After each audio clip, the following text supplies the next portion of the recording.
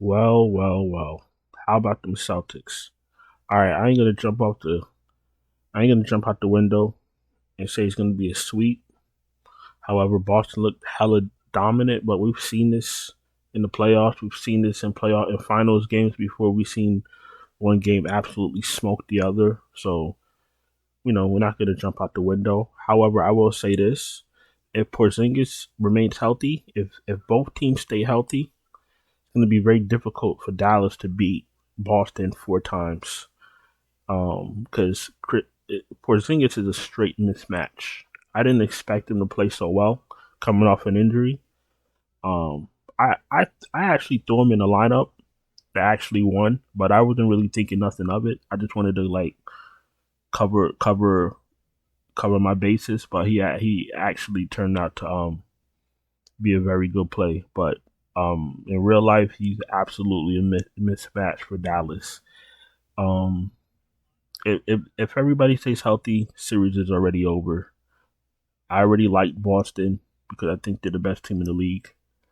They're the most balanced team in the league, and their top six, seven, or eight guys all shoot threes at a respectable clip. I haven't even touched on Jaylen Brown yet. I'm high on Jaylen Brown. I've been high on Jaylen Brown as long as I've had this YouTube channel, and I'm starting to see a little bit of a. Well, I've seen a little bit of a. Um, I've seen this game go to another level on both sides of the court, and that's kind of scary because he's already a top tier player. Like I said, he's underrated because he plays next to Tatum. Tatum gets the spotlight. Brown is now getting, Brown is now getting the coverage, but it's probably a little bit too late because he already feels disrespected, and that's why he's playing the way that he's playing. Because if you see his press conferences and they're asking him about certain things, and he's telling them straight he doesn't give a fuck. And when somebody says that, that is it there's something deep going on there. You know what I'm saying? Like we're all human. When somebody asks you something and you tell them you don't give a, you know what I'm saying? It's there's something in there. So I think that's what's inspiring him to play so great. But we got six more games to go potentially. We'll see what happens. I'm not gonna give y'all a whole Jaylen Brown fanboy speech right now. I'll give it a few more games, see what happens. But if he plays how he played in game one, he will be Finals MVP. And if he gets Eastern Conference Finals MVP and Finals MVP, we're gonna have a long conversation over the summer. I tell you that. But I don't think he's a two. I remember specifically having a video going crazy about Jaylen Brown not being a two. Jaylen Brown is not a two. If Jaylen Brown wasn't a 2 year ago, he's definitely not a two now. If we're talking 1A, 1B right now, we could do that. I don't even think he's a 1B. That's how good I think he is. And I think if they play through Jaylen Brown and let Tatum, I don't want to say let Tatum be the wingman. I don't want to go that crazy. But if they let Tatum facilitate, they play through Jaylen Brown and they just feed off each other, Dallas is going to go 5 games max because I do have confidence in Luka and Kyrie to figure it out. Kyrie is going to have a big game too. The reason I know that is because after the loss, he's sitting there with a smirk on his face, and if he's going to have a game, it's going to be game two. If there's going to be a Kyrie game, it's going to be a game two. If Kyrie doesn't have his game two and they win, it's probably a sweep. But we'll cross that. We'll visit that. We'll revisit that after game two.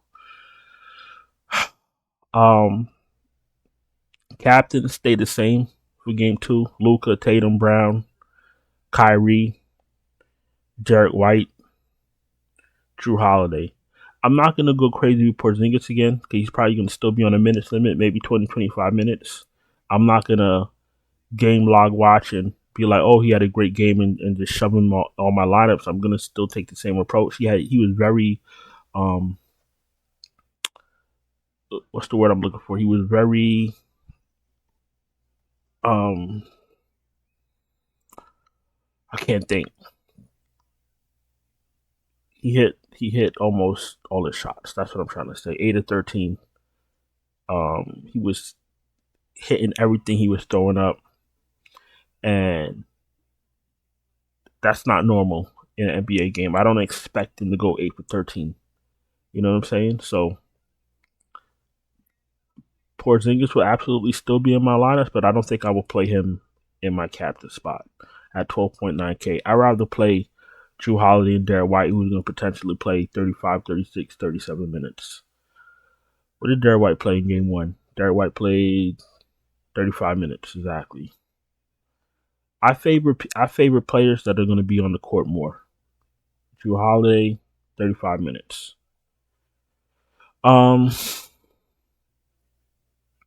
Let's make a Kyrie lineup. I think Kyrie had a big game too. Let's go Kyrie. Jaylen Brown is still priced more than $2,000 more than Tatum, which is a mistake. It's a mistake. He shouldn't be that much more than him. Jaylen Brown is probably in all my lineups now because of the pricing. I don't know if I could add Luka and still get a respectable lineup, but we got Kyrie, we got Jaylen Brown, we got Luka. Don't want to play too many value pieces, like bottom value pieces, because this is the finals now. Gafford, let's play Gafford. Hope that he gets some run. I'm not in love with Derrick Jones Jr. in this matchup. Maybe Pritchard for some value, and then Derek Lively. So you got Kyrie, Jaylen Brown, Luka, Gafford, Pritchard, Lively. I'd rather sneak Horford in there somehow, but I don't know how I would do that. Unless you took out Brown and put in maybe Porzingis, and then you can take out Lively and you can add Horford or PJ Washington. So you got Kyrie, Porzingis, Luka, Gafford, Horford, Pritchard. And Horford, I'm pretty sure they keep the same starting lineup because Joe Mazzulla said that he wanted to keep that core together and not mess up the dynamics that they were playing so well. That's what he said. If they change the starting lineup for the second game, then we'll cross that bridge. But this is our Kyrie lineup. We'll do a FanDuel lineup because I asked for 75 likes. You guys absolutely did that, so I'll keep my promise. Before we do that, if you're new here, welcome. Appreciate you taking time to watch my video. If you're not subscribed, subscribe. Hit the bell, thumbs up the video. If you're struggling to cash in DFS, you need help, not just with NBA, but MLB, MMA, PGA, whatever it is, I can help you. Check out the Patreon link in the description. This is going to be a quick video. It is Saturday. We got a lot of stuff going on right now. We got WNBA going. We got MLB going, early slate, main slate. We got MMA shortly. It's like 1:50 p.m. East Coast time. So in about 3 hours, we got MMA going. So we're touching on all of that. So if you need help, like I said, if you need help with lineups, you want me to send them to you, Patreon linked in the description. Channel memberships have lineups also, and super chats are available.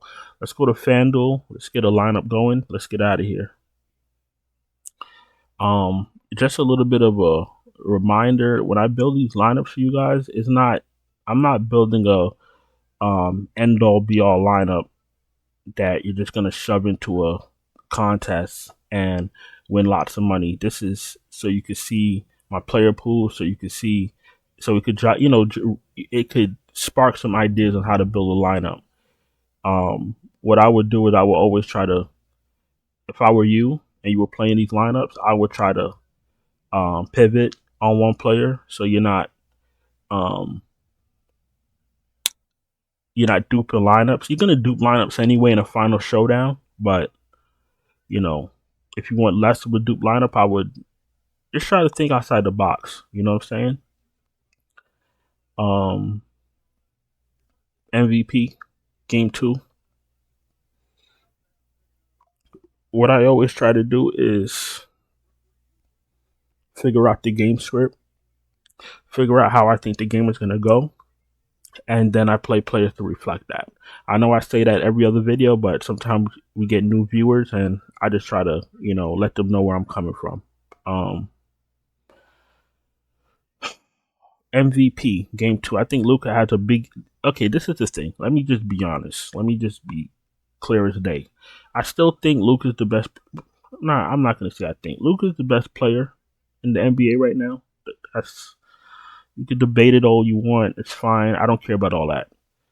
Boston's defense is for real, and they have 6 more games to go. What does that mean? That means that Drew Holiday's going to be going hard. Horford's going to be the older guys are going to be going hard because they don't have that much more games to go.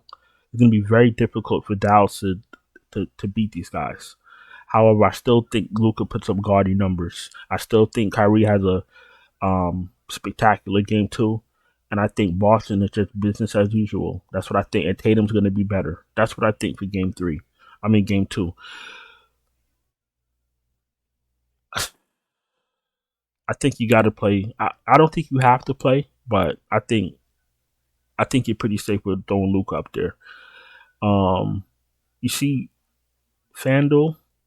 You see that Brown and Tatum are priced more closely, right? See, that's the disadvantage. Well, that's the advantage for DraftKings. Jaylen Brown shouldn't be 2K lower than Tatum. Let's play Tatum. Let's play Kyrie. Let's play Kyrie. We got 10K left. 10K left. Let's pick up Drew. Let's pick up Horford. And then last man in, we'll go Derek Lively or Gafford. I guess throwing Gafford. Let's throw in Gafford to make the lineup a little bit different because most people with $500 left will probably pick the first available player. So let's just go with Luka. Let's go with Kyrie. Let's go with Drew Holiday. Let's go with Al Horford. And I'm going with Daniel Gafford. Now I'm gonna go in and get out of here. I know it's a busy Saturday, Sunday, depending on when you listen to this video. I do respect y'all time. I'm gonna go in and get out of here. Appreciate you guys taking the time to watch the video. Don't forget to subscribe, hit the bell, thumbs up the video. Check out the Patreon link in the description or the channel memberships if you need lineups sent to you. And I'm gonna go in and get out of here. And I'll talk to you guys in the next one. Ciao.